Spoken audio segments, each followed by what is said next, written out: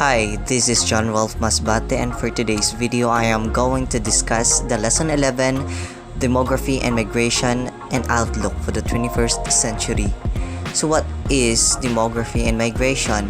So demography and migration, it is a statistical study of human population.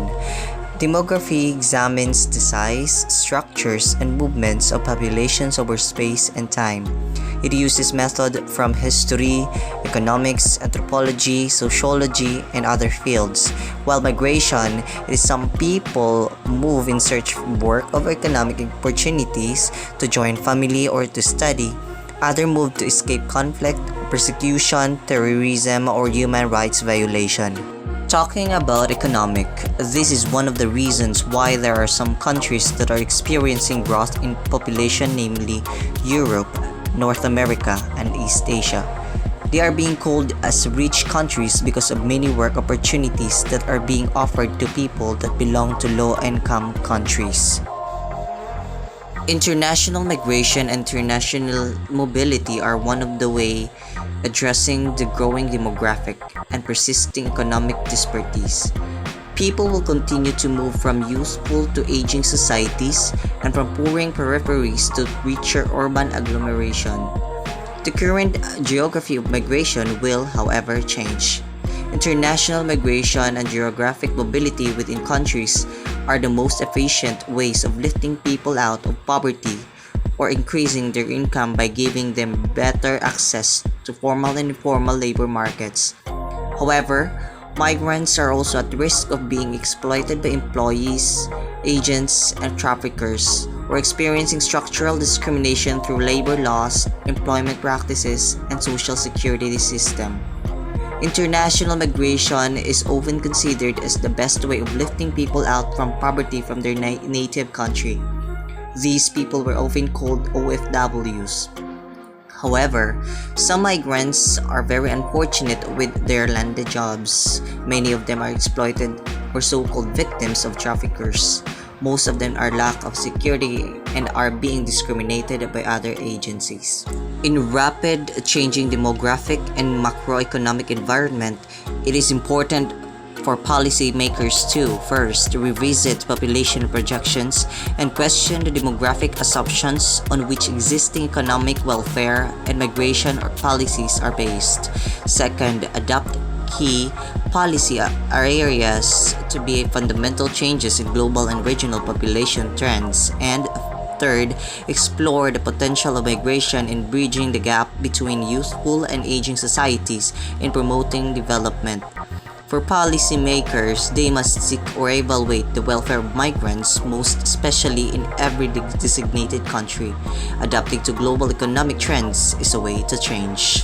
Since 2000, the world population has grown at a pace of 77 million people per year. Over the next decades, the pace of global population growth is projected to slow. But the number of people living in our planet will continue to rise for another 50 to 70 years, reaching 9.6 billion in 2050. Most population growth will be concentrated in South Asia, Middle East, and Sub-Saharan Africa, where high fertility rates and the consequences of rapid population growth remain burning issues.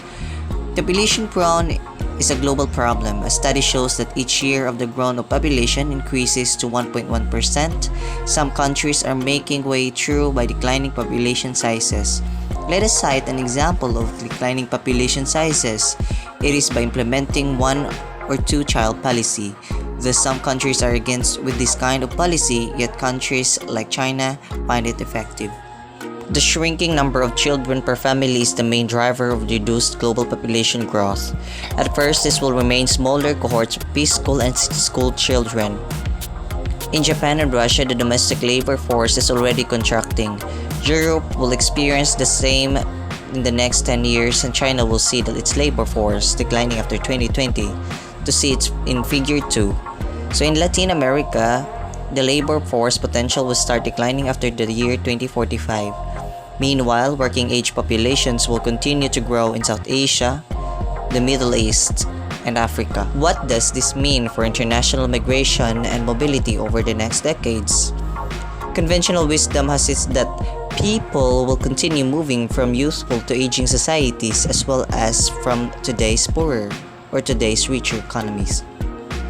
As a result, most policy scenarios assume that the rich countries of the Northern Hemisphere will continue to attract labor and skills from abroad, and that a global South will fill the ranks of the aging Europe, Russia, and North America. The current geography of migration is likely to change. So these are the following several reasons. Increased competition for skilled labor. More countries will soon enter the global race for talent and skills. Change economic growth patterns. It has shifted from the advanced economies to middle income countries, and then more domestic and regional alternatives to overseas migration. The improving economic situation in capital cities and other urban agglomeration of many traditional migrant sending countries has created domestic alternatives to international migration. The impact of migration on welfare and development. Most migrants manage to improve their income, their access to education, or their personal security. As a result, international migrants and intermobility usually are the quickest way to increase mobile people welfare and opportunities. A significant part of this income is sent to close relative or local communities in the country of origin. Migration also has the potential to directly improving living conditions in migrant-sending regions and countries.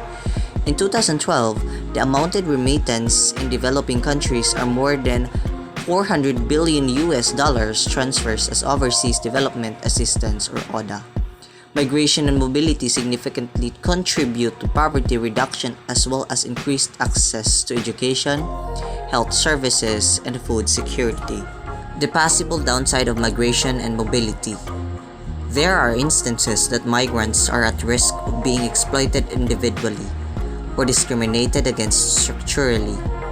Employers, agents, or traffickers may be perpetrators of individual exploitation. Migrants are sometimes paid below minimum wages, have to work unpaid overtime, and are denied the right to change their employers. Some migrants are charged excessive commission for recruitment service, currency exchange, or for sending money to their countries of origin. The implication of policy making. The changing economic and demographic realities of the economic decades will have major implications for future employment and migration policies. Governments in countries with youthful and growing populations have an interest in reducing unemployment by enabling immigration and encouraging a steady flow of remittances. Governments in middle-income countries with economic growing will develop an interest in facilitating return migration and preparing for the future migration of third-country nationals. Government also in high-income countries with aging societies and stagnation, declining working-age population will need more investment in sound, forward-looking migration policy, and tighter competition for skills will put more focus on the education system, both sending and receiving countries to supply needed human capital to the global labor market. Regardless of the routes governments choose, many policies that address demographic change and the subsequent fundamental shifts in labor supply require a time horizon well beyond an electoral cycle. It is therefore crucial for decision makers to consider and invest in long-term solutions that can be adapted to meet the changing needs of their economies and societies.